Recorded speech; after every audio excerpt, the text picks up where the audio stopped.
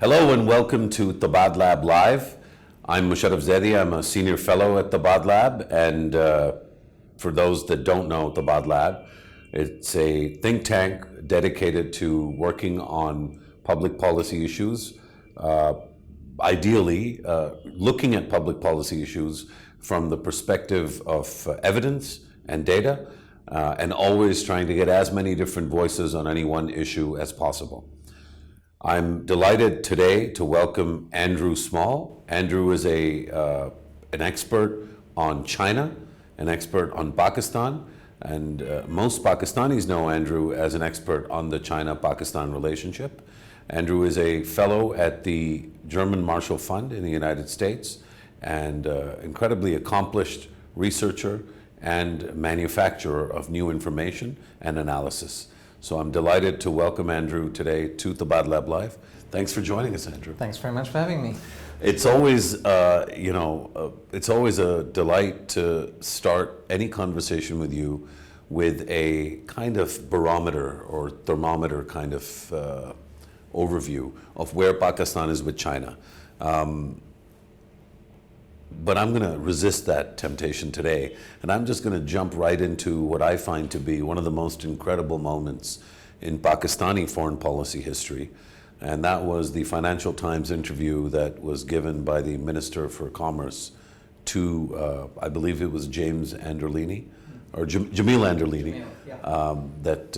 that interviewed him, and something that the Commerce Minister said, at least in my mind, has been a trigger point for a change in the Pakistan-China relationship. Am I exaggerating things? Is it really that bad, or is it's something different than the way that I imagine it? I don't think you could attribute a significant change in the China-Pakistan relationship to a single interview by a single minister. I think what the interview represented, though, was the tone and manner in which the new government has been conducting its relationship with China.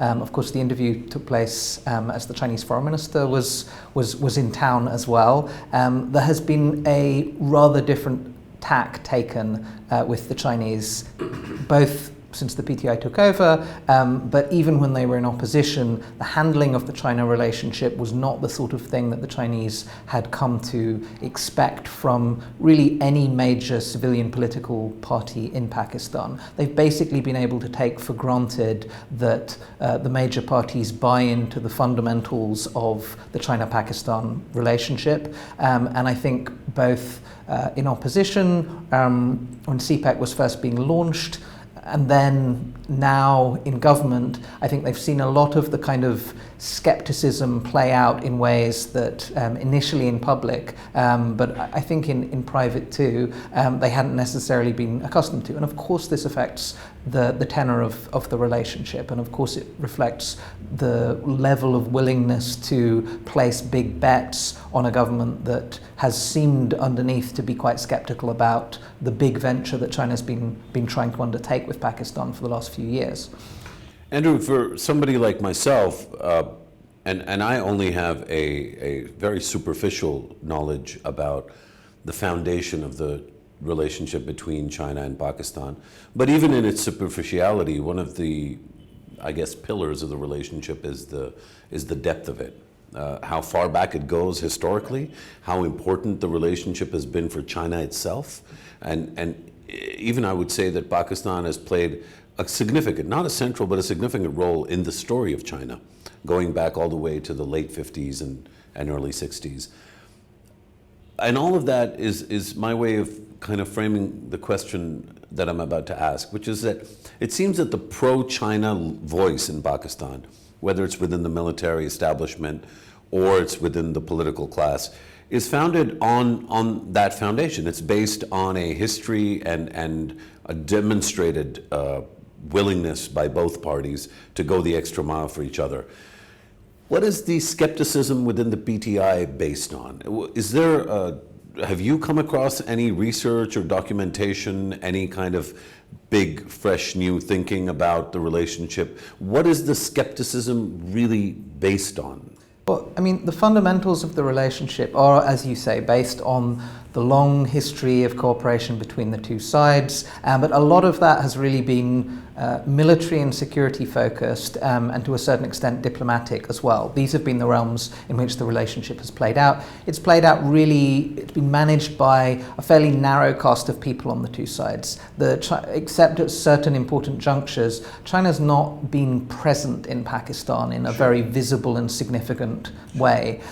It's been there in the background, providing certain forms of support and backing, but not necessarily present in political life. Now, CPEC was an important attempt to expand the scope and scale of the China-Pakistan relationship and really rebalance what the shape of this looked like, to add a major economic leg to what had previously been a security-centric relationship. But the problem, of course, is that by being involved on this sort of scale in the economic life of Pakistan, you're also unavoidably open to certain forms of criticism. I mean, this is and criticism and debate, and when you're making a bet on this scale on the future of the Pakistani economy, Pakistani infrastructure, all of the sorts of things that were embedded in CPEC, this can't be removed from the realm of politics in the same way that support to a nuclear program or something like that, where there is, of course,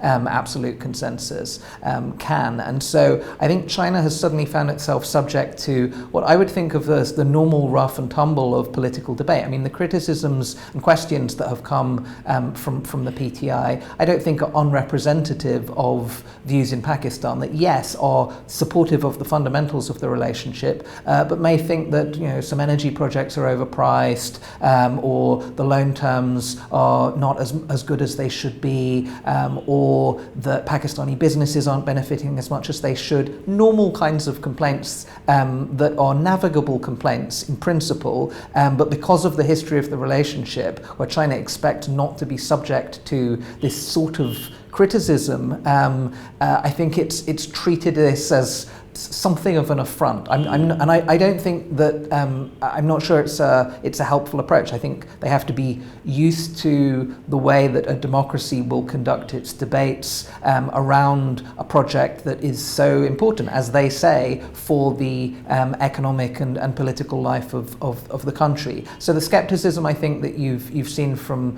the PTI is also, they're not steeped in this history as some of the other parties are. They've come to see some of the figures involved, and of course some of them have a longer history, but most of the leading figures don't have a close set of relations with China in the same way that the PMLN does, or the PPP, where you have or even the religious right wing, or even the religious parties, where there are relationships with most of the civilian parties in Pakistan, and then of course with the army going back a very, very long way.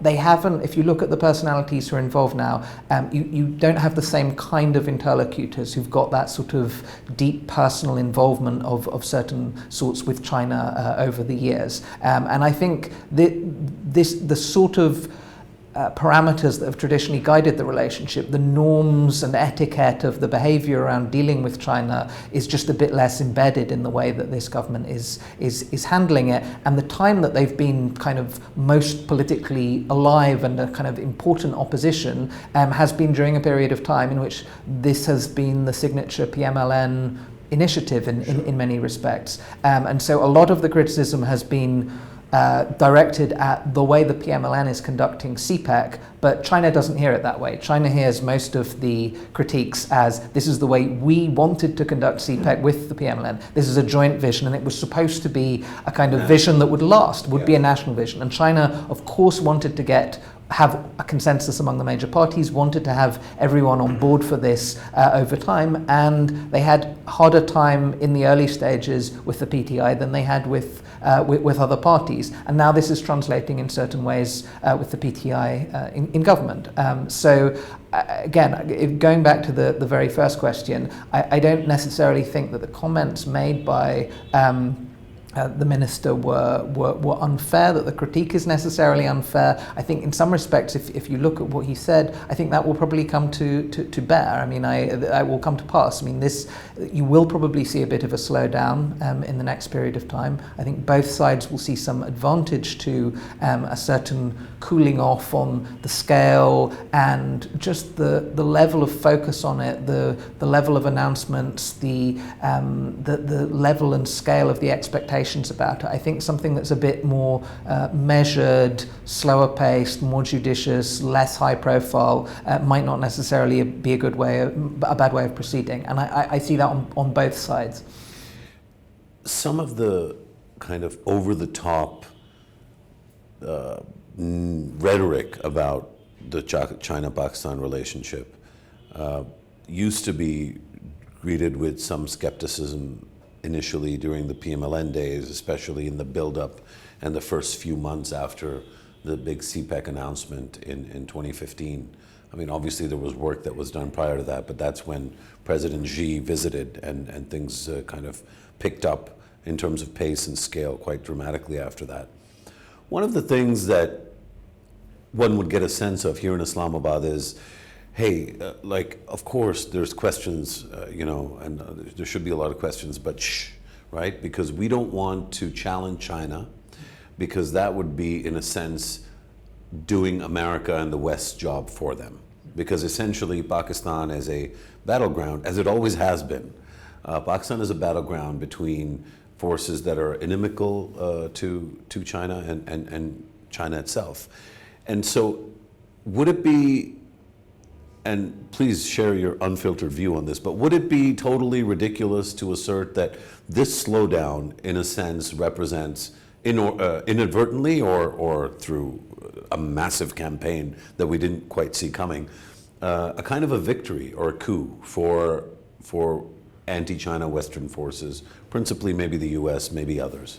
I think that's really the problem with the debate about these things, that it's conducted in terms that are pro or anti-CPEC, meaning pro or anti-China, anti-US, pro. I'm not sure that, I think in one sense you're right about the framing. There is a huge concern right now about the narrative that emerges on this, because I think there is no doubt that it is going to proceed at a slower pace, but I think there will be a real effort on the part of the new government and on the Chinese to say that essentially things are on track. And yes, they are executing the projects that are already there. I'm sure they will come up with a decent list of announcements on the new areas of cooperation in time for the Belt and Road Summit. You've already had a few areas coming out of the JCC meeting, but these are areas that are certainly the priorities of the PTI government, certainly things that China can accommodate and work with. They don't necessarily play to China's strengths. Yes, maybe an element on agriculture cooperation. On the socio-economic side, this isn't China's strong suit outside the country. It's not. They're just putting a new development agency together. They can learn from the experience, but they're not necessarily the first place you'd go to on some of this.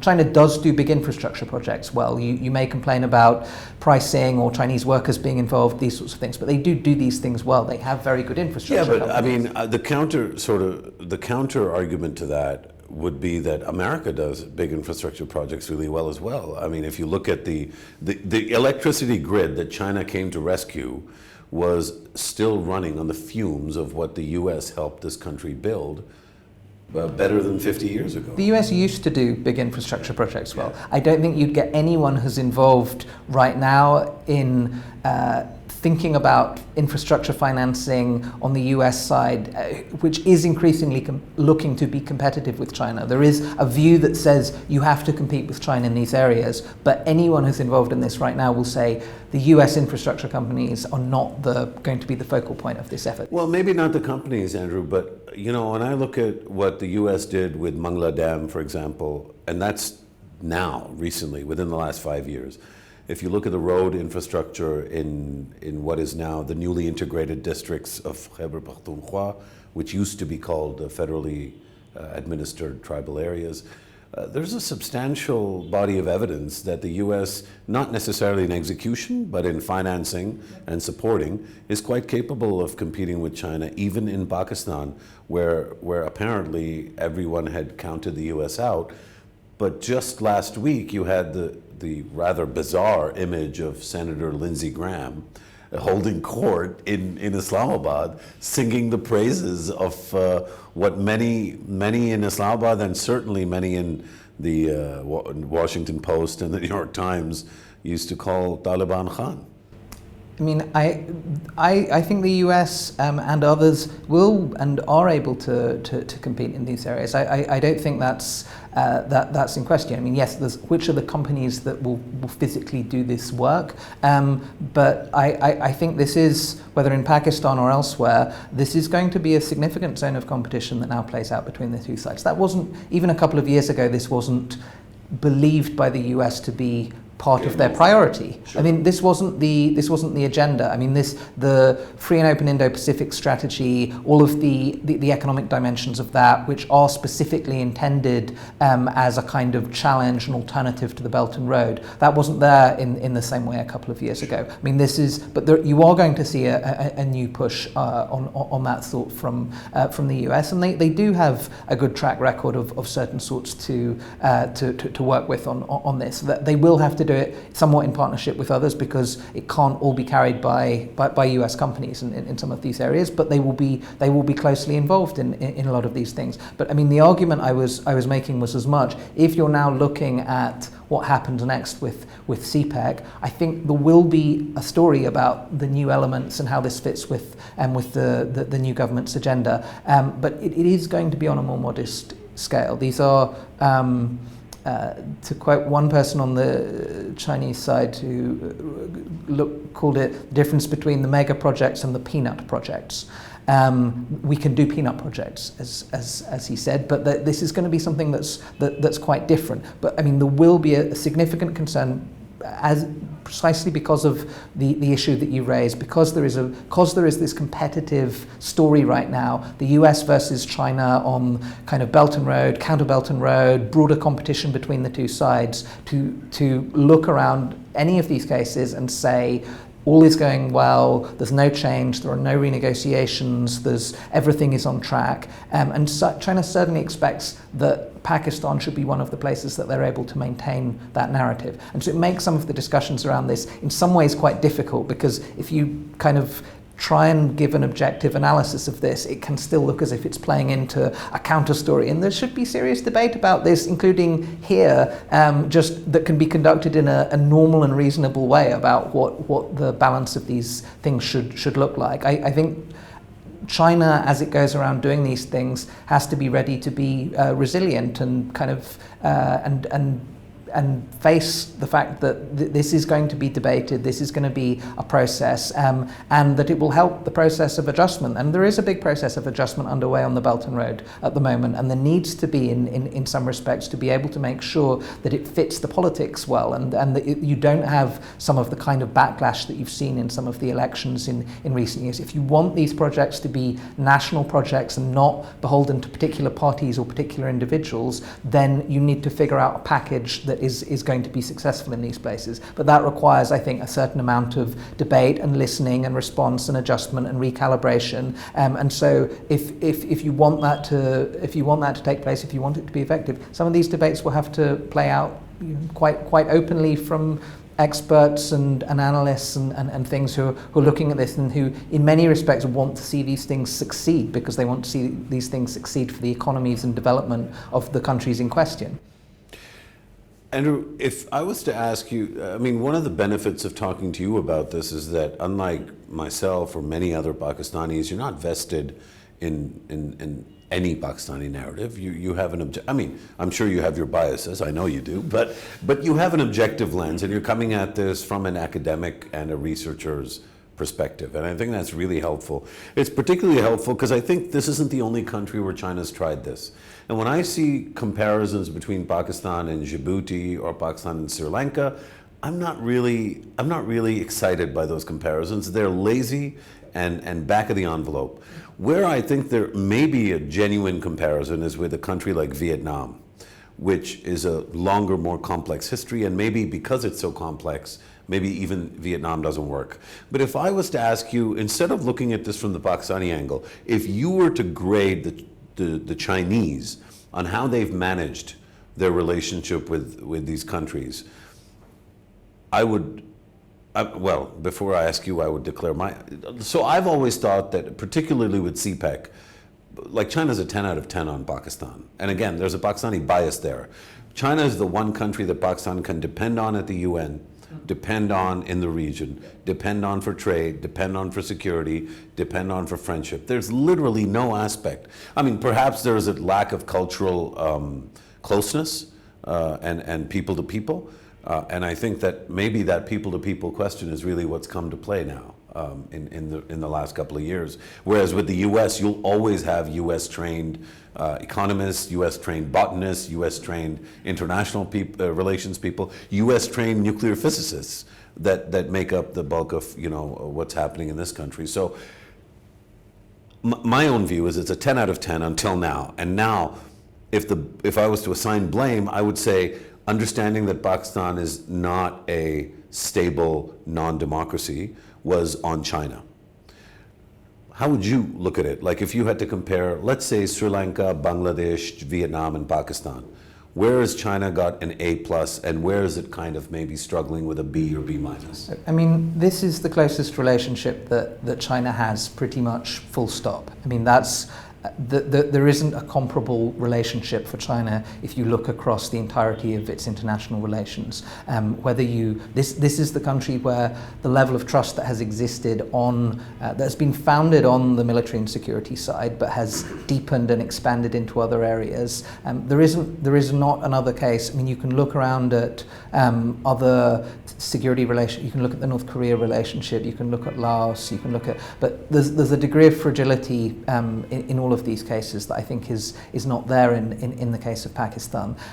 But it had been very insulated. It had been a kind of protected relationship, kept in a kind of protected space on two sides, and that's been sort of opened up with CPEC. I don't think it fundamentally damages the relationship. I think all the fundamental elements of it are sufficiently resilient that you will have a kind of cooling, a bit of a rebalancing that may actually help to shore up the version of the relationship that there was before anyway. And I mean, I think it's been interesting with CPEC. It has opened up different space there have been many more exchanges taking place between the two sides. There's a lot more political traffic, there's more cultural traffic, there's more things going on than used to happen between and hence Pakistan the vulnerability is also increased. But the vulnerability goes up. I mean, familiarity doesn't always breed greater affection. I think the word is contempt sometimes.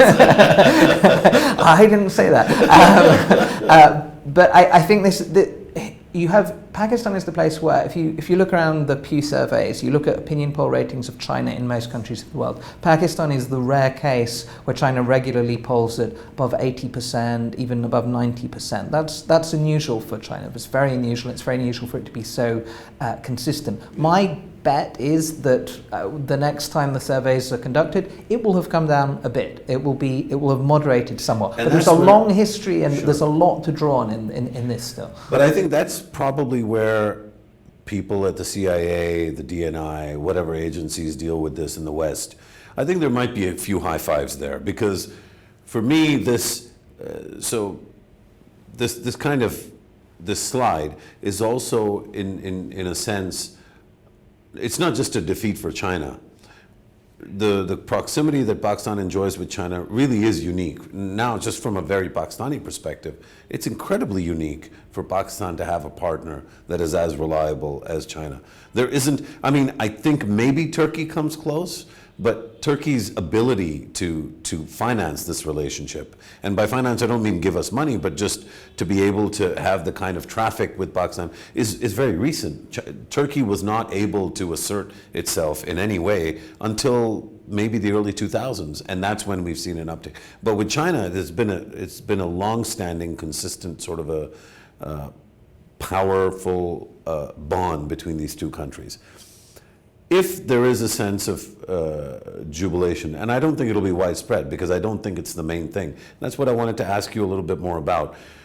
It would rank quite significantly it would rank quite significantly lower on the list of achievements than some of the stuff that's come out of the White House and President Trump on trade. Give us a quick sort of snapshot of where you think things are now. Because I think as President Trump took over and there were fears of a trade war, I don't think those fears have materialized quite in the way that the fears were first expressed. But is it fair to say that the U.S. has been able to extract a little bit more out of China than was previously thought possible? So there is a trade question on the US-China relationship, but then there are a whole broader set of shifts that are taking place in the relationship that will persist even if there is a deal reached on the trade issue, which there very well may be literally in the next few weeks. Right. So the trade piece of this has been particularly driven by Trump as president, but Trump's focus on this is the bilateral deficit, and of course he's been as willing to put tariffs on US allies as he has on China, and there are still steel tariffs on Europeans and so on, and Japanese, and so I mean the China piece and of it. Something quite brutal potentially with Canada that I think was staved off. Yes, and there's some brutal things that may yet happen on auto tariffs, for instance, as well. We'll get the decision on that very soon. But so there's a trade piece of this where, nonetheless, the biggest issue, of course, facing the US on trade is China, and where most of the other parts of the US system have wanted to direct their energies, including in cooperation with some of these other parties where slapping tariffs on them therefore isn't very helpful, the EU and Japan, have wanted to direct the entirety of US efforts towards China. And the Trump interest, as I say, is the bilateral deficit. The interest that most of the people are including the US Trade Representative Bob Lighthizer, is about achieving structural reform in China, because I think that is seen as the only way that you're going to have a kind of fundamental rebalancing of the economic relationship between not just the United States and China, but China and much of the rest of the world, which is particularly Chinese industrial policy, financing to state companies, all of these sorts of things. But also even sort of consumer finance in China, right? I mean, isn't what you just said, and I don't know as much about it as you for sure, which is why I'm asking the questions, but isn't that kind of approach consistent with the broader Xi sort of agenda for China? Well, that's the big problem. I mean, this is why asking China to make adjustments in precisely the space in which in many ways Xi Jinping has been deepening the involvement of the party in these companies, prioritizing through the Made in China 2025 strategy state support to China's progress in advanced technologies, all of these sorts of things, which are challenging and perceived as threatening to US competitiveness. But again, not just US competitiveness. You see the same concerns from European companies about what the implications of these things are. And what's underway as a result on this is a significant set of shifts in the way the US is conducting its China policy that are really not just about the tariffs. A lot of the focus, as we see with the Huawei case, which has been particularly prominent in the last period of time, has been, I mean, some have described it as a tech Cold War. Certainly, there are significant new restrictions taking place in the United States when it comes to Chinese access to US technologies. I mean, there's been an absolute collapse in Chinese investment in the United States, but you've seen this rippling out to third countries as well. The United States has been going around saying, if you choose Huawei for your 5G networks, this is not compatible with a certain close security relationship with the United States. And of course, you've had the case against the Huawei executive in Canada, and you've just had the indictment dropped the other day on that. But the notable thing at the moment is almost every US government department is working now to figure out how their efforts fit the national security strategy, which says essentially that you embed the notion of competitiveness with China in almost every element of US policy. And so you see this in the trade realm, you see it in investment, you see what the Department of Justice is doing, you see it obviously in the traditional military realms, but you're starting to see it, of course, in some of these other spaces, as we were talking about as well. USAID, OPIC, how do you compete with China in third countries on on economic, on sort of strategic economic grounds, and so hence Mike Pompeo talking about IMF, CPEC and IMF. That wasn't directed at Pakistan. That was directed at China. He was that very week launching the economic arm of the US Free and Open Indo-Pacific strategy, which is essentially at its roots a strategy that is intended to compete with China in these areas, and is, whether it's called it or not, very much conditioned by the Belt and Road, and a view that says that the role of China in these economies, the debts that were being accumulated, the penetration of Chinese companies, all of these things was turning into a concern for the United States, not just in economic grounds, but potentially on security grounds as well. And going back to your questions about Sri Lanka and ports and these sorts of things, you certainly have kind of classic areas where China acquiring certain strategic assets has been of concern. A lot of it, though, has been technology focused and the digital Silk Road, and that's why things like 5G networks, technology acquisitions,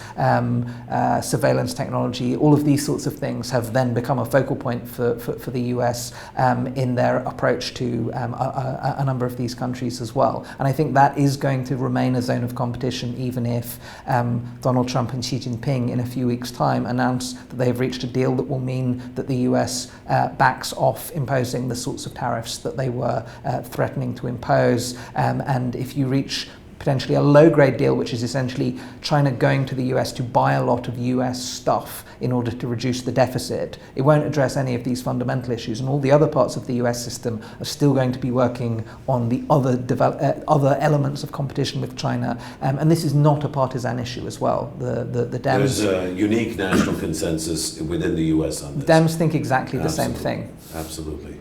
That's fascinating. So, this thing is really fascinating, the fact that even if there's a trade sort of detente, you'll still have the kind of global competition on a range of other issues, as you said. You also said something interesting about 5G, right? Like basically the US is calling up its friends and allies and saying, if you want our deep partnership to continue, you're not going to buy the 5G network from... Is it Huawei specifically? Huawei is a particular... Huawei and ZTE, but Huawei has been a particular focal point. They're good and they're cheap, and that's why it's even more challenging. Well, it just made me think of another case in which the U.S. has picked up the phone and called a bunch of its friends and said, hey, you can't buy that thing, something that's reasonably good and cheap, but not 5G from Huawei. I'm thinking of oil from Iran. That happened a few years ago. And as a Pakistani, it's always fascinating because there's one special bond, one special friend that the US has that's basically allowed to do anything whenever they want, which is, of course, I'm talking about India. And India was able to secure, a waiver on this. What I wanted to compare, I didn't want to complain about India. That just comes naturally. What I really wanted to do was ask you whether you think that the Huawei and the ZTE technologies are now so much in the red as far as the US is concerned that it's not likely to offer a waiver to some of its close friends, or do you think it'll be a similar thing? Like what's different about those two things? A couple of differences. One is that the US isn't proposing to sanction anyone about their use of Huawei. What they're doing is going to countries that have a formal security relationship normally with the United States, actual allies, and saying, if you want us to have US troops in your country, if you want the security relationship of the kind of depth that you have, the risks inherent in 5G will make that difficult. So that's something that has started with Five Eyes and has rolled out to other NATO allies. Korea, there are places where this is Japan, Korea, Germany. Yeah, it's the Middle Eastern states. I mean, of course, Samsung is one of the other kind of 5G parties. So Korea is a slightly different game. I mean, but nonetheless, these are US allies, and so it's a different ask in those cases than it is with India, which is a partner, yes, but it's not a treaty ally, and it's not going to be a treaty ally. So there's that difference about it. I think the second element is the US is to a certain extent also going to countries and saying, these are the security risks that you should be concerned about if you go ahead with this. Now, for Iranian oil or Russian missile defense systems, India wasn't concerned about the security risks that were inherent in that. The question is whether India itself is concerned about the penetration that might be possible with Huawei. So India will be and is reflecting on the presence of some of the Chinese tech companies, which is quite significant in India, of course. That's why I asked the question. Of course. Chinese tech is probably the leading ingress in terms of Chinese investment and physical presence in India. And it's, I think, in many ways, one of the reasons why the Indo-China relationship is not as vulnerable to instability as some people would have it believe. I think the level of interdependence on trade, and especially on tech, is really quite a lot more significant, frankly, than even Pakistani sort of tech and Chinese tech. I think the challenge now, though, is a lot of countries are going through a process of saying, do we want to unravel some of this interdependence? That's what's happening in the United States. The United States is very interdependent on trade, investment, and the technology ecosystem between the two countries. They are now going through the very difficult process of trying to kind of decouple elements of this. Not everyone buys into this decoupling effort, and certainly a lot of US tech companies think some of this would be mad to proceed on the scale that certain decision makers in Washington might like, but some of it is already happening. Some of this sort of unraveling of interdependence, I think, is underway and is partly reflective of a view that is starting to develop that says there were too many mutual vulnerabilities here. We had developed a relationship that, if we are going to be geopolitical rivals, can't sustain this level of interpenetration. And at the moment, it's proceeding in a kind of fairly hostile fashion.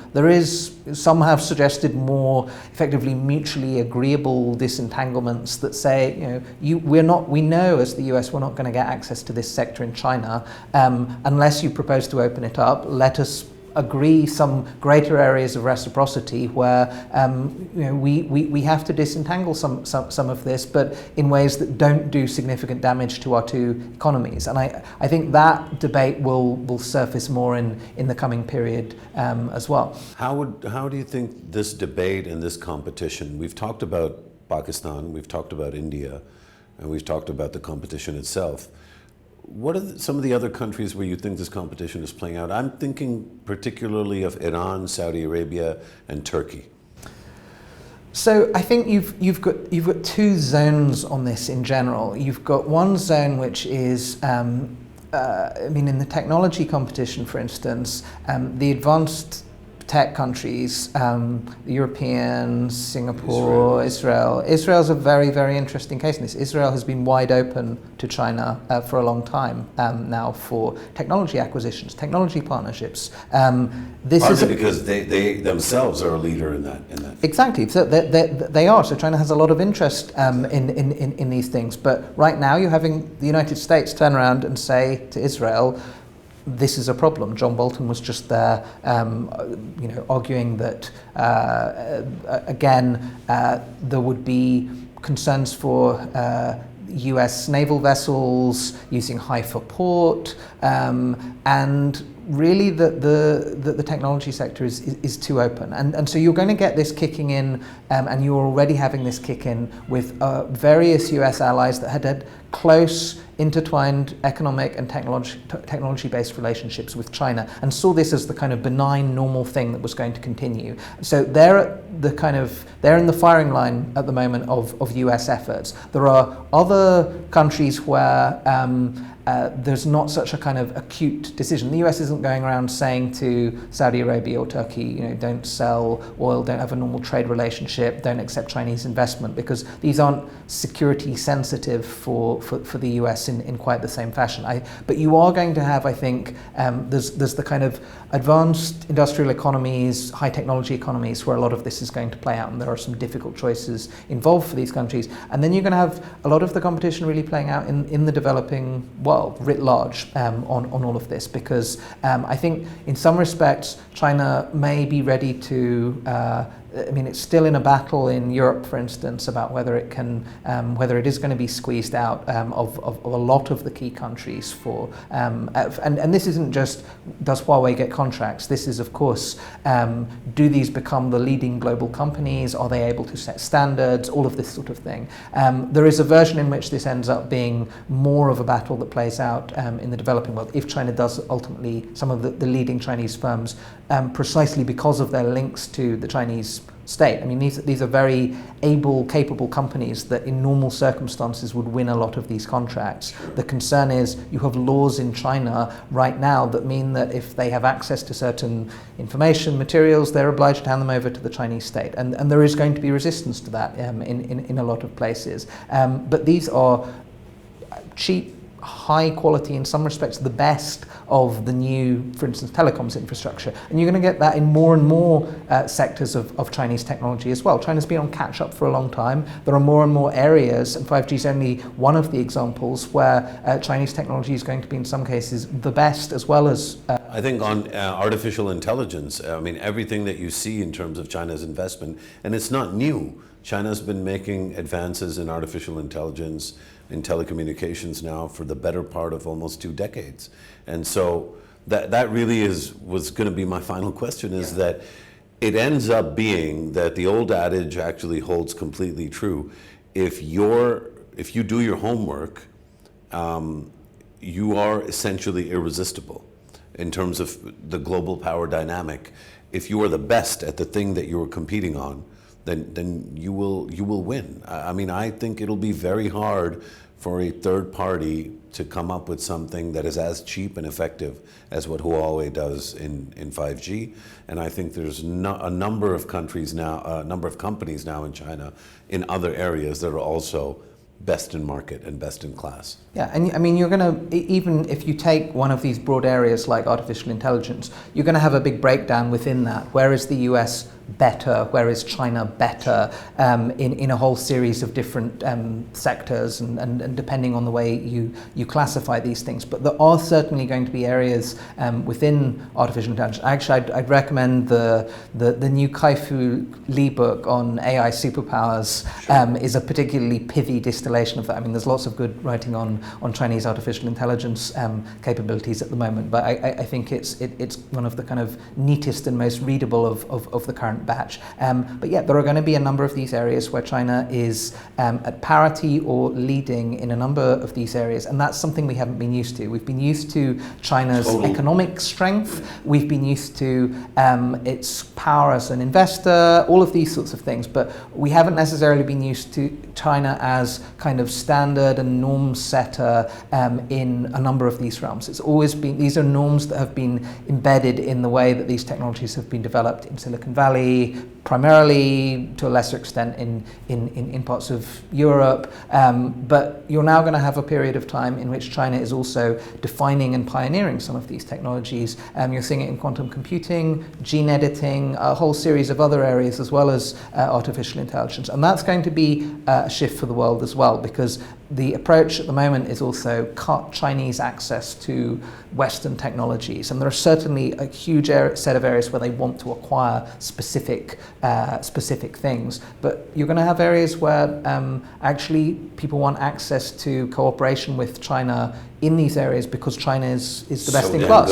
So damn good. Yeah. And that's going to be a challenge as well for some of the tech companies themselves, because if you have your competitors in other parts of the world closely integrated with their Chinese counterparts, while you are, for national security reasons, kind of cut off from that and cut off from the ecosystem in South China that can pioneer new products very effectively, some of these sorts of things, then that's a challenge for US competitiveness as well. And these are the kind of difficult debates, I think, that are going to unfold in this US-China competition, which in some ways can seem like a clean set of choices. You deny access to the US system, compete in the developing world, get allies in line. It's going to be much messier than that. I think especially messy for countries like Pakistan that essentially have to negotiate a sort of an equilibrium or a balance between these two great powers and try to wrest out of both what it can in a particularly difficult and sometimes vile neighborhood. But all along the way, if we have shepherds and guys like you, Andrew, then I think the world will be better off. Such a great pleasure to have you with us on Tabadlab Live. Thank you for joining us, and thank you for your amazing insights. And the breadth of your knowledge is really something to behold. Thanks so very much. Delighted to see you. Thank you, everyone. See you soon.